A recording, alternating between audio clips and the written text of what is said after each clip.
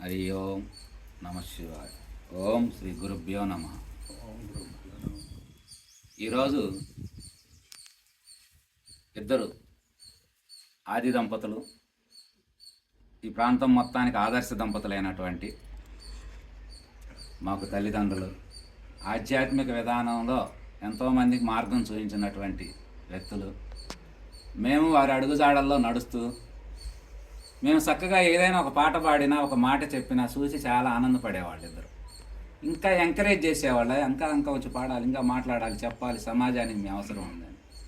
అట్లాంటి దంపతులు ఇద్దరు కూడా మరి చాలా పుణ్య దంపతులు, ఆదర్శ దంపతులు. ఇహము పరము రెండు జీవితాలను కూడా సార్థకం చేసుకున్నటువంటి ఇద్దరు. అట్లాంటి మా తల్లిదండ్రులైనటువంటి వారిద్దరిని కూడా మీ అందరికీ ఒకసారి పరిచయం చేస్తూ, వారి యొక్క ఆధ్యాత్మిక జీవితం ఎట్లా ప్రారంభమైనది, ఆ జీవితంలో వారు పొందినటువంటి అనుభూతులు, వారు గురువుగారు ఎవరు, వారి శిష్య బృందం పరిస్థితి ఏమిటి, వారు కొంతమంది గురువులను కూడా మరి సమాజానికి అందించడం జరిగింది.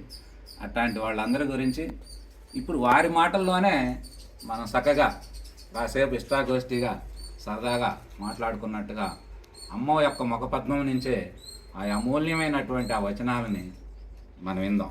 విని వారిలాగే నడుచుకొని, వారిలాగే మన జీవితాలను కూడా మానవ జన్మని సార్థకం చేసుకోవడానికి ప్రయత్నం చేద్దామండి. అమ్మ నమస్కారం. నమస్కారం. మీ యొక్క ఆధ్యాత్మిక జీవితం ఎట్లా, మీ గురువు గారు ఎవరు, ఎట్లా ప్రారంభమైంది, ఒకసారి దాని గురించి నాకు కాస్త సంక్షిప్తంగా తెలియజేయవలసిందిగా ప్రార్థన. ఓం సద్గురుభ్యో నమ. మా గురువు గారు కేసాన్పల్లి స్వామి హనుమంతరావు గారు. కేసాన్పల్లి శ్రీ రామానంద యోగేశ్వర ఆశ్రమ పీఠాధిపతులు. అయితే వారు ఇక్కడ మాకంటే ముందు కొంతమంది శిష్యులు ఉన్నారు. వారికి ఇక్కడ ఈ ప్రాంతం మా ఊర్లోనే అవును.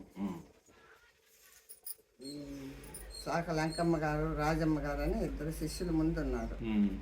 ఆ తర్వాత అనపరెడ్డి మంగమ్మ గారు, ఆ తర్వాత ఇంకా కొంతమంది శిష్యుల్ని చేసుకొని వాళ్ళ కోసం వస్తూ పోతూ ఉండేవాడు ఆయన. అయితే ఆయన చెప్పినటువంటి గురు బ్రహ్మ గురు విష్ణు శ్లోకాలు వీళ్ళు రాసిస్తే, ఆ గురువు గారు రాసిస్తే వీళ్ళు నేర్పించుకోవడానికి నా కాడికి వచ్చేవాడు. చక్కగా నేర్చుకున్నారు, మీకు ఎవరు చెప్తున్నారు ఏంటంటే, ఈ నేర్చుకున్న వాళ్ళు పలానా సీతారామ గారు అని నా పేరు చెప్పారు.